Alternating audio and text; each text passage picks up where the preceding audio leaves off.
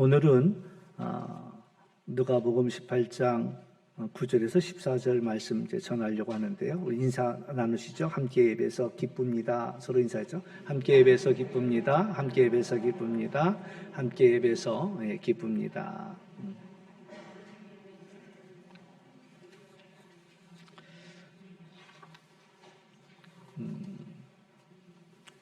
예배하는 우리 식구들이 이제 점점 더 이렇게 넘쳐나기를 기도하고 있습니다. 여러분들도 꼭 기도해 주시고 또 한 번씩은 또 서로에게 권면하는 그런 전화 좀 하셔서 그래서 다음 주에는 꼭 봅시다. 참 감사한 일이요. 우리 조성희 군사님이 교회 못 나오시는데도 전화를 여기저기 하시더라고요. 그러면서 꼭 오라고 이번 주. 당신은 못 오시는데도 여기저기다 전화하니까 멀리 계신 분, 지난주도 배영자 권사님이 오셨길래 어쩐 일이신가 했더니 조성희 권사님이 나도 가는데 안 올 거냐고 그래가지고 그 멀리서 이제 올라왔대요. 딱 터미널 내렸더니 나 오늘 못 가 그러더래요.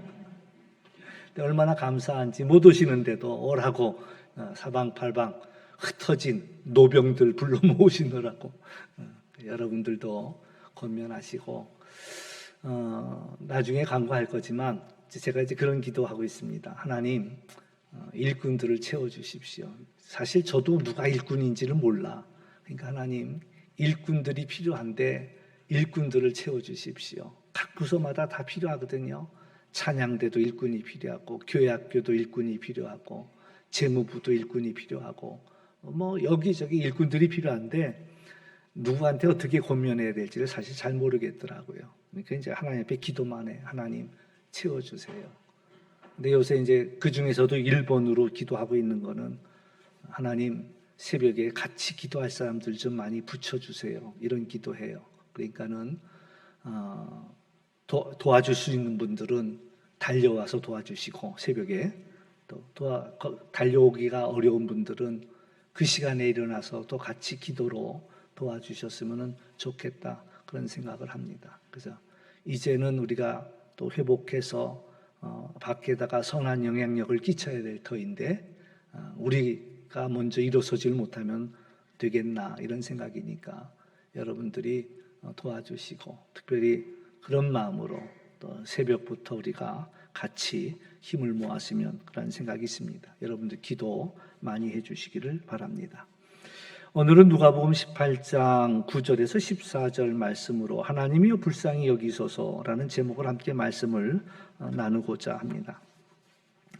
예수님이 이제 자기를 의롭다고 믿고 다른 사람들을 멸시하는 자들에게 비유를 말씀하십니다. 두 사람이 기도하러 성전에 올라가는데 한 사람은 바리새인이고 한 사람은 세리였습니다. 바리새인은 이렇게 기도하는 거예요. 서서 따로 기도하기를 하나님이여 나는 다른 사람들 같지 아니한 것을 감사합니다.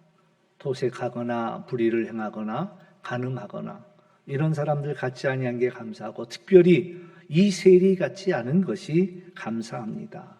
나는요 일주일에 2번씩 기도하고 금식 기도하고 그리고 또 하나님 앞에 소득의 11조를 드립니다. 이렇게 기도하는 거예요. 근데 이제 세리는 멀리 서서 감히 눈을 들어 하늘을 쳐다보지 못하고 다만 가슴을 치면서 기도하기를 하나님이여 나를 불쌍히 여기소서 나는 죄인이로소이다. 이렇게 이제 기도하였다라는 것이지요. 근데 예수님의 말씀이 바리새인이 아니고 이 사람은 누구예요? 세리죠. 이 사람이 의롭다 하심을 받고 그의 집으로 내려갔다. 그러니까 두 사람이 기도하는데 바리새인이 기도하고 세리가 기도했는데 의롭다 하심을 얻은 이는 바리새인이 아니라 세리였다라는 이야기를 하고 있는 거예요. 이게 무슨 말씀이에요? 어떻게 세리가 의로울 수 있습니까? 세리는 그 당시 경멸의 대상입니다. 왜? 나라를 잃어버렸고 로마가 점령했는데 로마의 앞제비가 되어서 세금을 걷어들이는 거예요. 세금을 걷어들이는 그 세금이 결코 가볍지 않았지만은 근데 이 세리들은 더 많은 것들을 걷어들여 가니까 아주 매국노라고 생각을 했고요. 그러니까 가장 죄인의 으뜸이라고 얘기한다면 이 세리들을 꼽았죠. 근데 어떻게 세리가 의롭다 할 수 있느냐 이런 이야기죠. 이 두 사람은 비교가 되지 않는 사람이에요. 바리새인과 세리는 비교도 안 되는 그 옆에 갖다 놓을 수도 없는 사람이에요. 도대체 어떻게 세리가 바리새인보다 의로울 수가 있느냐? 바리새인이야말로 의롭게 살려고 노력하는 사람들입니다. 얼마나 노력하는지 몰라요. 그래서 예수님도 너희의 의가 바리새인 같지 않으면 안 되겠다 이런 얘기도 하셨어요. 그러니까 바리새인은 바르게 살려고 정말 많은 노력을 했습니다. 그가 감사한 대로 다른 사람들과 구별된 삶을 살았어요.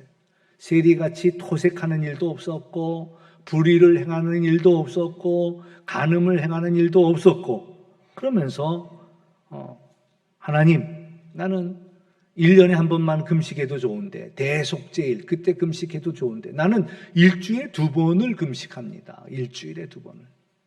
그리고 뿐만 아니라 또 소득의 11조 이렇게까지 드리지 않아도 되지만 나는 소득의 11조도 꼬박꼬박 다 드립니다. 이런 이야기를 하고 있는 거예요.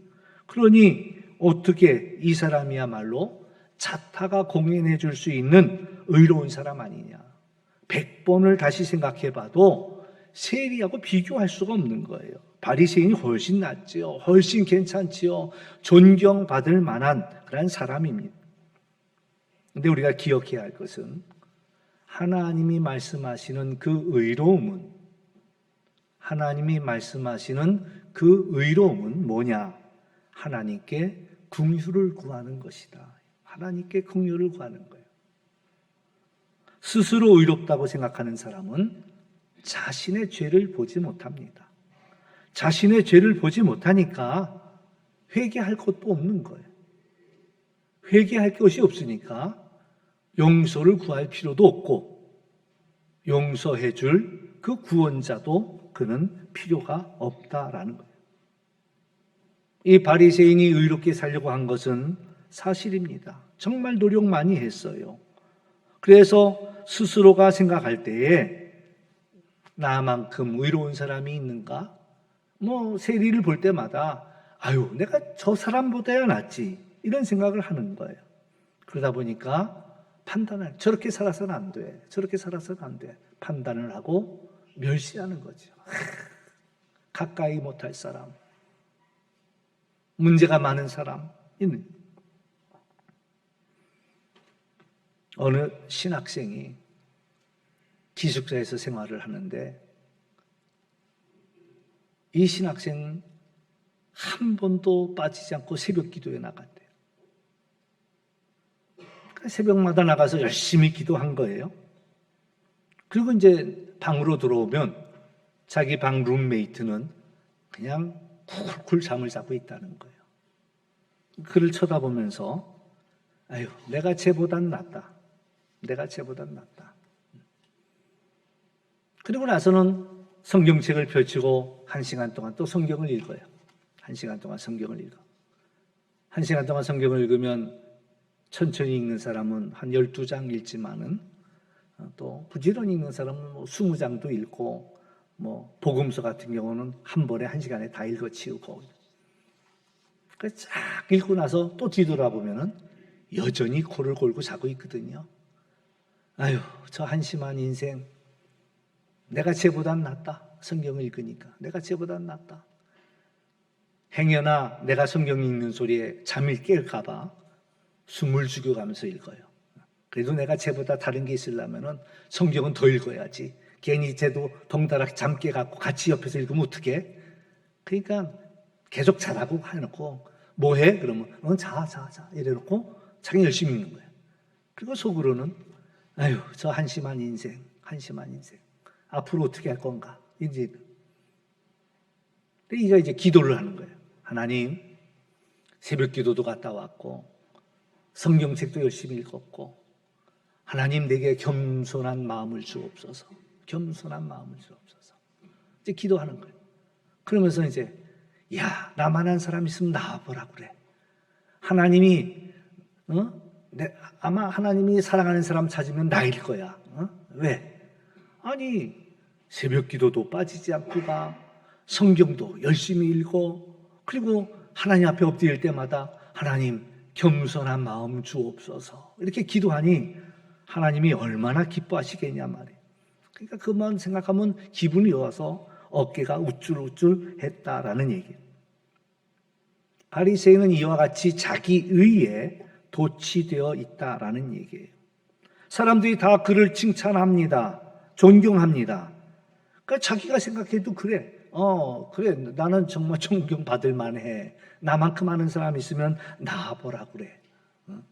나이로 생각한다고 해서 내가 못할 게 뭐 있어? 내가 배운 걸 따진다고 해도 내가 못할 게 뭐 있으며, 내가 봉사한 거, 내가 열심 낸 거, 내가 수고한 거, 나 막말로 교만할 만해. 이렇게 생각을 하는 거예요. 참, 난 괜찮은 사람. 내가 암만 생각해도 나는 괜찮은 사람이야. 이런 생각하는 거예요. 근데 문제는 이가 하나님을 보지 못하고 있다라는 거예요. 하나님께 감사하는 기도를 하고 있으면서도 하나님을 보지 못하는 거예요. 하나님을 보지 못하니까 사람만 보이는 거예요. 이 사람이 보이고 저 사람이 보이고, 아유 내가 저 사람보다 낫지, 내가 저 사람보다 낫지. 그러니까 자기가 교만해지고 우쭐해는 거예요. 이때 위험한 것은 자기 기만입니다. 이만 하면 돼서 나만큼만 하라고 해. 그러면서 하나님 감사합니다. 내가 이 사람 같지 않은 것을 감사합니다.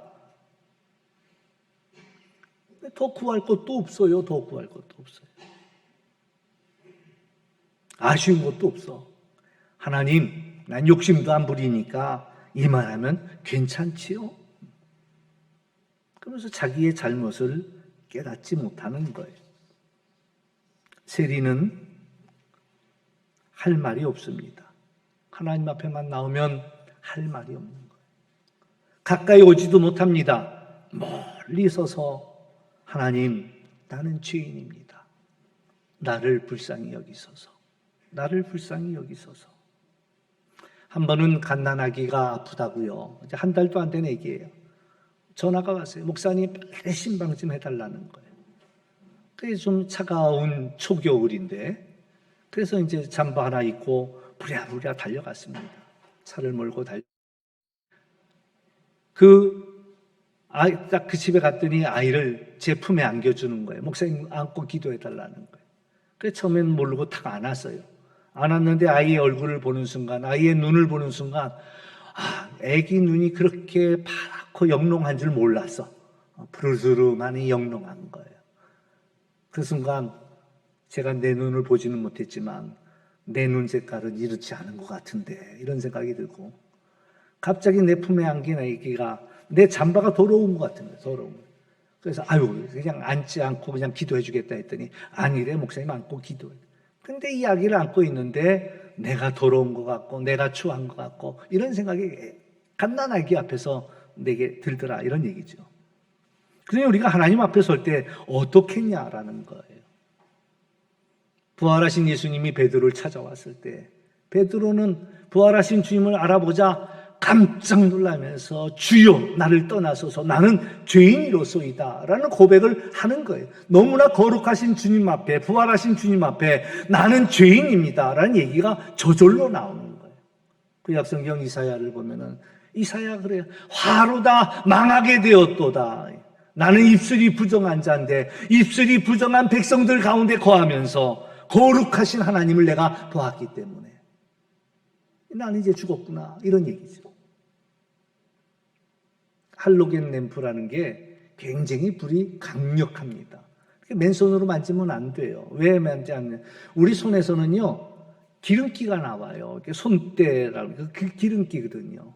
그 지문이 그 할로겐 램프에 묻으면은 전기가 들어오는 순간 그 강력한 열과 빛이 터지는 거예요. 그 때 묻은 것 때문에, 지문이 묻은 것 때문에 그냥 터져버린단 말이에요. 우리의 허물과 우리의 죄가 거룩하신 하나님 앞에 나가면 감당이 안 되는 거예요. 감당이 안 되는 거예요. 세리는 주님 앞에 설 때마다 부끄러운 거예요. 건강검진 받으러 가면요, 왠지 내가 병균 같아. 그냥 막 찌그러들어, 사그라들어. 왜? 의사 선생님이 여기저기를 다 들여다보고 검사할 때 말이야. 한 번은 치과에 갔는데요. 이제 충치 때문에 치과에 갔죠. 경희대 병원에 가서 이를 딱 벌려놨는데 갑자기 그래, 목사님이시네 이러더라고요. 내가 놀래갖고 어떻게 알았어요? 이랬더니 우리 그때 서경숙 선생님이 거기 있어가지고 내가 거길 갔더니 서경숙 선생님네 교회 담임 목사님 연필로 적어놨더라고. 그래가지고 깜짝 놀래가지고 입을 탁 다물었어. 아유 부끄럽습니다. 그랬더니 목사님들도 충치 걸립니다. 또 의사들도 충치 걸립니다. 이러니 괜찮아요. 그런데 온 몸을 사진을 찍고 막 검사하다 보면은 참 우리가 뭔가가 다 드러나는 것 같아서 부끄러운 거예요. 그러니 육과 영을 감찰하시는 하나님 앞에 설 때에 얼마나 부끄럽고 얼마나 두렵겠냐 말이죠. 세리는 거룩하신 하나님 앞에 자신이 죄인됨을 할 얘기가 없는 거예요. 하나님 앞에 나와서 뭘 얘기를 할 수가 있겠어요. 아무리 자기가 지난 주간에 뭐 몇 가지 일을 잘했다 할지라도 그냥 하나님 앞에만 서면 부끄러운 거예요. 그래서 죄인임을 고백하고 하나님의 은혜를 구하는 거죠. 하나님의 자비를 구하는, 하나님 나를 불쌍히 여기소서라는 고백을 하고 있다라는 거죠. 예수님은 세리가 의롭다함을 받았다라고 말씀하셨습니다. 물론 바리새인의 삶이 칭찬받을 만한 삶입니다. 예, 토색하지 않았지요, 불의하지 않았지요, 간음하지 않았지요, 또 금식도 하고 11조도 드리고 칭찬받을 만한 당연한 일들이에요. 그런데 하나님 나라에 합당한 사람이 누구냐라는 질문을 던질 때 자신의 죄인됨을 알고 하나님의 긍휼을 구하는 자가 하나님 나라에 합당한 사람이라는 거예요. 바리새인의 삶은 모든 사람들이 보기에도 정말 대단한 삶이에요. 존경할 만한 사람이에요. 정말 쉽지 않은 그런 삶을 살아낸 사람이에요. 칭찬받아야 틀림없는 사람이에요. 그런데 문제는 하나님 앞에서 그 긍휼을 구하지 못했다라는 이야기죠. 오늘 인생을 살아가면서 우리의 인생의 목표를 어디다 두고 사는가라는 것들이 참 중요한데 오늘 우리는 본향을 향하는 순례자라고 고백하고 있습니다. 사람들에게 칭찬받고 존경받는 삶을 살았다면 잘 산 사람이라고 이야기할 수 있습니다. 성공한 사람이죠.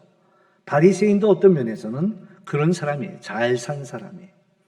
그런데 하나님이 보시는 그 기준은 다르다라는 데 요점이 있습니다. 알량한 우월감이 필요한 것이 아니라 우리는 하나님의 긍휼을 구하는 그런 삶을 살아야 한다라는 그런 이야기죠. 바리새인은 자기를 자랑하다 보니까 기도하면서도 하나님이 보이질 않는 거예요. 사람들만 보이는 거예요. 그러니까 이 사람보다 내가 낫고 저 사람보다 내가 낫고 잘난 자기 자신만 보이는 거예요. 그러니까 점점 의롭다고 여겼고 자기보다 못한 이들을 볼 때마다 멸시하는 거죠. 멸시하는 거죠. 세리는 하나님만 보이는 거예요. 하나님만 바라보니까 내가 얼마나 추한 죄인이었는가라는 것들을 보는 거예요. 하나님을 볼 때 하나님의 크심이 보이고 자신을 볼 때 자신의 작음이 보였다라는 이야기죠. 하나님, 나를 불쌍히 여기소서라고 간구할 수밖에 없었다는 거예요. 바리새인처럼 열거하며 기도할 것도 없고 그냥 나는 죄인입니다. 하나님의 그런 불쌍히 여기심, 긍휼만을 구할 뿐이었다라는 것이죠. 하나님 나라에 합당한 사람은 하나님의 긍휼을 구하는 사람이라. 바리새인은 감사의 기도를 했지만, 많은 것들을 감사했지만 하나님께 구한 게 없었어요.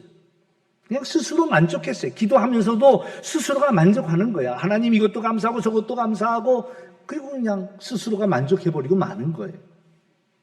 그러나 세리는 많은 말을 하지 않았어요. 하나님, 나를 불쌍히 여기소서. 하나님의 긍휼만을 구한 거예요. 결론은 세리는 하나님의 불쌍히 여기심을 받고 하나님의 의롭다 하심을 받고 돌아갔다라는 이야기죠. 오늘 우리가 의롭게 살려고 하는 것보다 더 중요한 것은 내가 누구인지를 알고 하나님이 누구인지를 아는 일이에요. 신앙의 시작은 회개하는 것부터가 시작입니다. 저는 이 말을 할 때마다 꼭 생각나는 장면이 하나 있어요. 제 친한 친구가 원주에 사는데 원주에 갔을 때 그러더라고요. 이 길로 가면은 치악산으로 올라가, 그 얘기를 하더라고요. 그래가지고는 그 해 여름에 이제 다른 친구랑 치악산을 가기로 해갖고 치악산을 간다고 버스를 거기서 탁 내렸어요. 내려갖고 배낭을 짊어지고 텐트 짊어지고 쌀 짊어지고 그리고 이제 걷는 거예요. 1시간을 걸어도 2시간을 걸어도 산이 안 보여. 4시간, 5시간을 걷다가 밥 해먹고 가자. 밥도 해먹었어, 길에서. 그리고 또 걸어가는데도 산이 안 보여. 거기다 텐트 치고 하루 잤어요. 그리고 아침에 일어나갖고 지나가는 분한테 물어봤어요. 치악산 가는 길이 맞나요? 맞대요. 어제 하루 종일 걸어왔는데 아직 산이 안 보여서요? 그랬더니 웃어. 30분 있으면 버스가 올 텐데 그거 타고 가세요. 그러면은 매표소에서 내려줄 겁니다. 그래. 하루를 걸었는데, 하룻밤을 자면서 걸었는데 매표소에 도착도 못한 거야. 여러분, 내가 죄인입니다라는 고백을 하기 전까지는 매표소에 도착도 못한 거예요. 내가 지난 시간, 아무리 오랜 시간을 걸어왔다 할지라도 내가 죄인입니다 라고 내가 죄인됨이 느껴지지 않는다면, 내 가슴을 치고 통탄하며 주여 내 죄를 용서해 주십시오 라고 하나님 앞에 통탄하는 시간이 없었더라면, 아무리 오랜 시간을 걸어왔다 할지라도 매표소에 도착도 못한 거예요. 신앙의 시작은 회개하는 거예요. 회개하라, 하나님의 나라가 가까이 왔다. 주님께서 말씀하셨듯이 신앙의 시작은 회개에서, 나는 죄인입니다. 나는 예수 그리스도가 필요하는, 나의 구세주가 필요로 하는 나는 죄인입니다. 그 회개에서부터 우리의 신앙은 시작이 된다라는 이야기죠. 알코올 중독자가 치료받기 위해서는 나는 알코올 중독자입니다 라는 것들을 시인해야지만이 치료가 시작이 되는 거예요. 말 하지 않고도 그냥 치료받으면 되지 않을까? 그렇지 않아요. 내가 죄인됨을 시인하고부터, 거기서부터 시작이라는 거예요. 우리가 죄인됨을 고백할 때 그것이 회개죠. 우리를 구원할 예수 그리스도가 필요한 것이고, 우리는 예수 그리스도를 통해서 의롭다함을 받는 거예요. 바리새인처럼 의롭게 살려고 노력하는 일들도 중요하지만 그것은 자기 의의 함정에 빠지게 됩니다.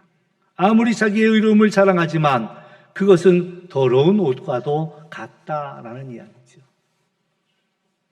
그냥 자기가 깨끗한 옷이라고 생각하고 입고 나왔는데 나중에 보니까 색이 바란 더러운 옷이에요. 우리를 깨끗게 하실 분은 하나님 한 분뿐이시고, 우리가 예수 그리스도의 은혜를 구할 때 의로움을 얻는다라는 거예요. 하나님이 가장 미워하는 사람이 어떤 사람일까요? 하나님이 가장 미워하는 사람은 교만한 사람이에요. 자기 스스로 선줄로 생각하는 자, 그가 넘어질 수 있다라는 거죠. 교만은 패망의 선봉이라 이런. 망할 사람들의 맨 앞에 서 있는 사람이 누구냐? 선봉에 쓴 사람이 누구냐? 교만한 사람. 내가 남보다 낫다고 생각하는 사람. 우리 마음에는 성령으로 가득해야 합니다. 자기 의로 가득해서는 안 되고 성령으로 가득해야 돼요. 우리 마음에는 하나님의 은혜로 가득해야 돼요. 자기 의로 가득해서는 안 된다. 자기가 아무리 열심히 했다 할지라도 자기 힘으로 했다고 생각한다면 그것은 다 자기 의인. 우리가 고백할 수 있는 것은 무익한 종입니다. 우리는 무익한 종. 이것저것 다 해놓고 나서도 우리의 고백은 나는 무익한 종입니다. 마땅히 해야 할 일을 했을 뿐입니다. 그러므로 우리는 내 의를 드러내놓고 하나님 앞에 나오는 것이 아니라 겸손하게 나를 불쌍히 여기소서, 나는 죄인입니다, 하나님의 의를 구하면서 예배의 자리로 나와야 한다라는 이야기죠. 우리는 하나님의 은혜가 필요한 존재이고 하나님의 은혜 아니면 우리는 아무것도 아님을 고백할 수 있어야 한다. 그 사람이 하나님 앞에 자비와 긍휼을 구한다라는 것이죠. 인내하신 구세주여 내가 비오니 죄인오라 하실 때에 날 부르소서 고백할 수 있는 우리가 될 수 있기를 주의 이름으로 축원합니다. 기도합니다. 참 좋으신 아버지 하나님 감사합니다. 때때로 우리는 내가 저희보단 낫지라는 어리석은 생각을 할 때가 있습니다.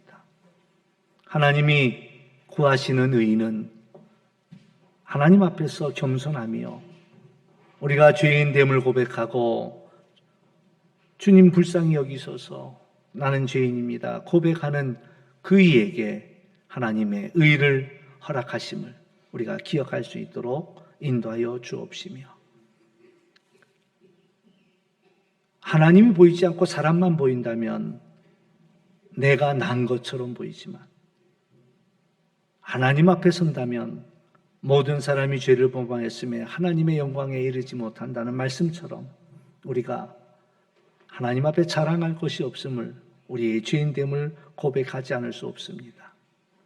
늘 하나님 앞에 서 있게 하여 주시고 형제를 향하여 나보다 낫게 여길 수 있는 은혜를 저희들에게 허락하여 주옵시며 서로가 서로를 귀히 여기며 그래서 아름다운 믿음의 공동체를 이루어갈 수 있는 은혜 허락하여 주옵소서.